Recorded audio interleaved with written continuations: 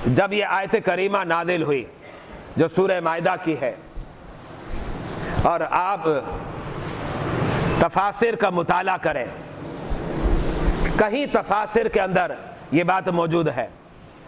और वो बात क्या है?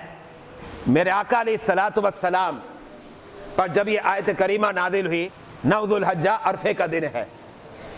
इसके बाद मेरे आका कितने रोज हयात ज़ाहिरा के साथ रहे? तफासिर के अंदर मौजूद है 81 दिन आप हयात रहे, 81।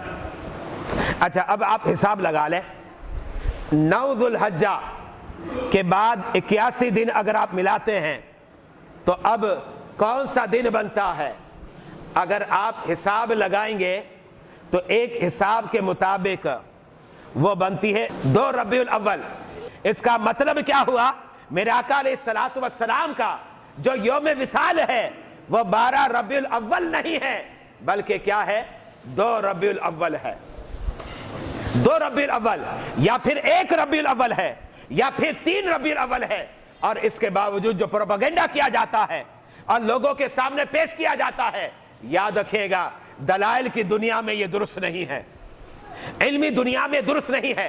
इसलिए कि आइमा तफासिर ने इस बात को वादे कर दिया कि आप हयात ज़ाहिरा के साथ जो मौजूद रहे वो 81 दिन थे, और वो हिसाब लगाते हैं तो 2 रबीउल अव्वल बनता है।